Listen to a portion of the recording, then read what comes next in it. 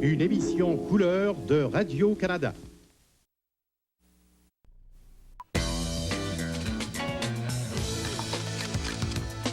Savez-vous qu'on fait de l'éducation aux médias dans les écoles primaires?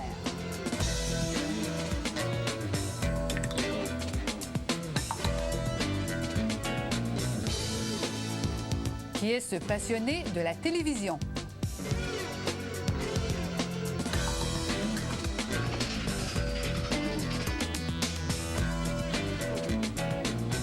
Ici Lynne Pagé, bienvenue dans les coulisses des médias.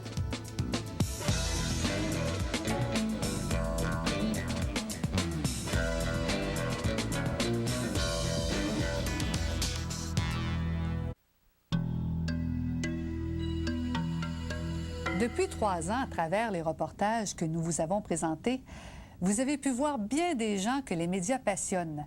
Mais celui que vous allez revoir a, lui, une passion dévorante pour la télévision. C'est une véritable encyclopédie vivante. Depuis 30 ans, il collectionne toutes ses émissions de télévision préférées. Espérons qu'il gardera quelques copies de la nôtre, Média, qui malheureusement disparaîtra à la fin du mois de mai. Voici donc le reportage de Catherine Lescope. Oui, j'ai dit non, non, non, non, non, non, non, non, non. C'est vraiment que j'ai dit non? C'est pas vrai.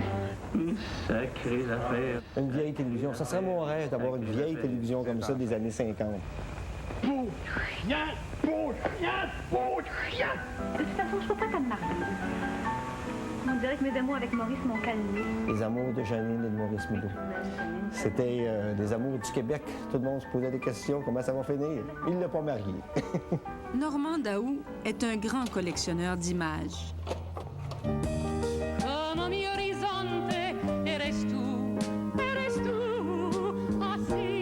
Des cassettes, j'en ai partout. Chaque tablette, ici, il y a 82 cassettes.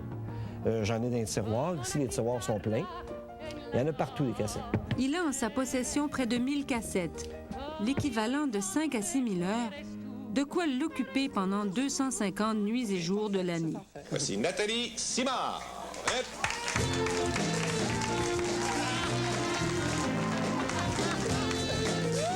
Alors ici, c'est votre musée de l'image. Bien, une partie du musée de l'image, dans le fond, parce que c'est seulement de la copie. Mes originaux, ils ne sont pas à la maison.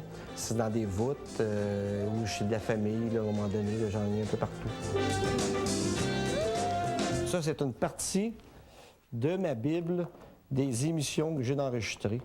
Il y en a beaucoup dans ça. C'est tout identifié, le réseau, la référence, si c'est un film, une émission d'information, de variété, le titre. Au fil du temps, il s'est bâti une petite encyclopédie d'images. 221, c'est ça. À l'âge de 17 ans, en 1971, il travaille à Télémétropole, aujourd'hui TVA. Quand je rentrais à Télémétropole, j'ai vu les vidéos qu'on pouvait enregistrer, le son, l'image.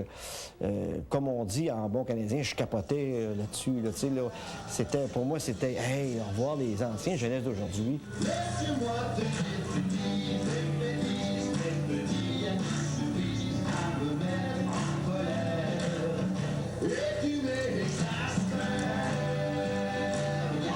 Et là, bon, c'était cher, mais ma mère m'avait passé de l'argent pour m'acheter mon premier vidéo que j'avais acheté par l'entremise de Télémétropole.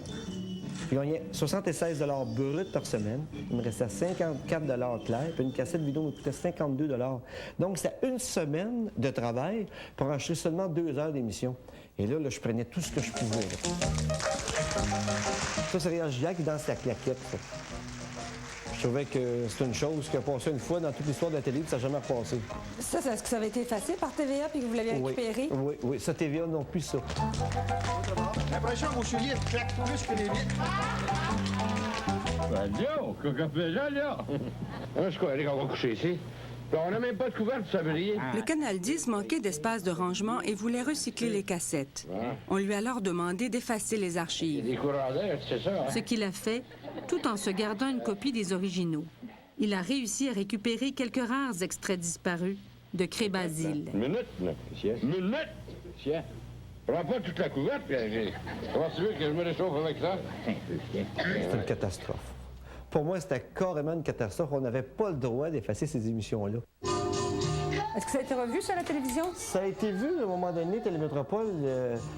Lorsqu'on fêtait le 30e anniversaire en 1991, OK? À ce moment-là, ils sont venus me voir, puis ils ont dit, Normand, on a effacé de 61 à 86. Puis ils savaient que moi, j'avais des émissions. Fait qu'ils ont dit, on va faire une rétrospective de nos 30 ans et on n'a pas d'émission de télévision. Et à ce moment-là, je leur ai toutes revendu des émissions depuis le début de la télévision. Il y a des marins de demi. Par pur plaisir, il enregistrait aussi les reprises des plus vieilles séries diffusées à Radio-Canada.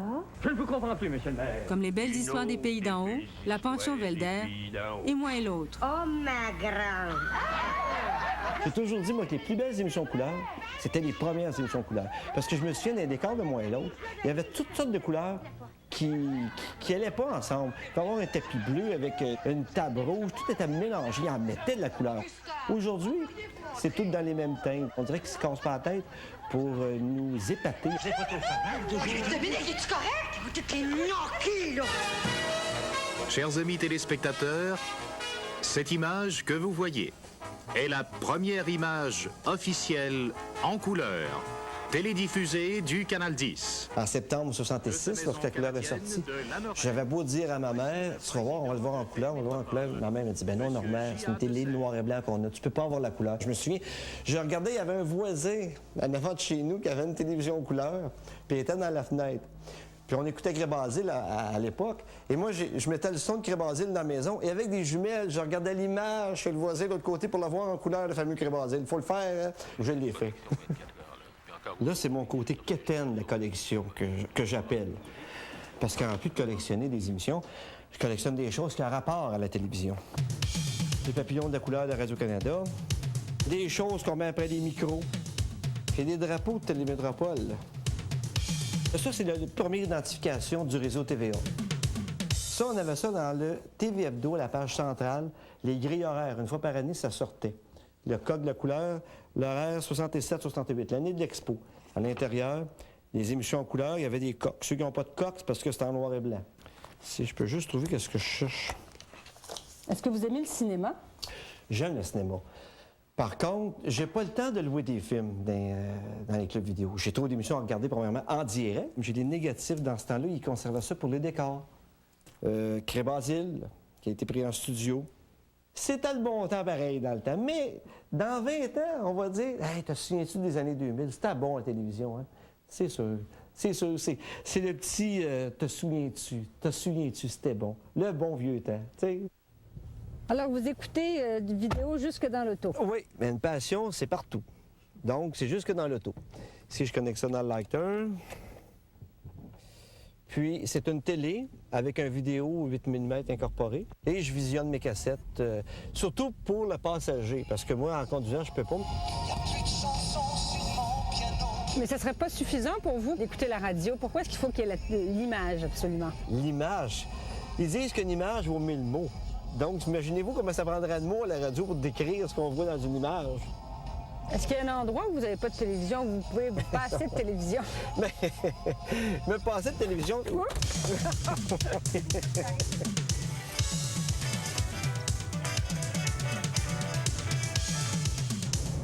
y a un reportage de Félix. Mom Boucher est derrière les barreaux. Il va subir un nouveau procès. À mesure qu'il y a une émission spéciale, si je suis dans l'autobus à l'heure que ça passe, j'emporte ma télé. C'est pas gros. Mais là, vous travaillez plus dans la télévision. Non, j'ai complètement abandonné la télévision. Je suis à Hydro-Québec, ça fait 23 ans. Par contre, un autre de mes rêves, j'aimerais aller mourir dans la télévision. Radio-Canada, je sais qu'il y a un poste qui existe comme ça pour visionner des émissions d'archives. Ce serait mon rêve, rentrer 2-3 jours par semaine quand je suis à ma pension pour aller visionner des émissions. Il me semble que ça va être le bonheur avant de mourir. Là, ça va être le bonheur. Mourir dans la télévision.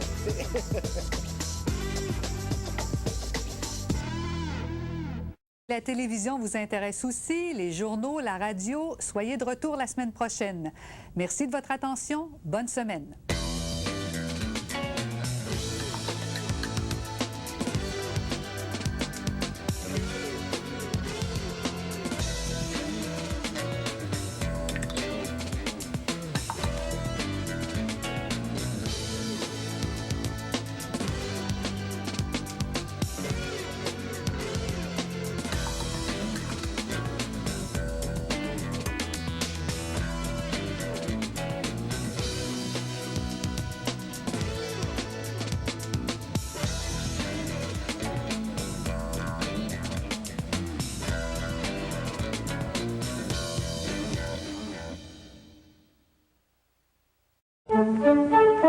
Ici, Radio-Canada. Cette émission est une gracieuseté des archives personnelles de Normand Daou.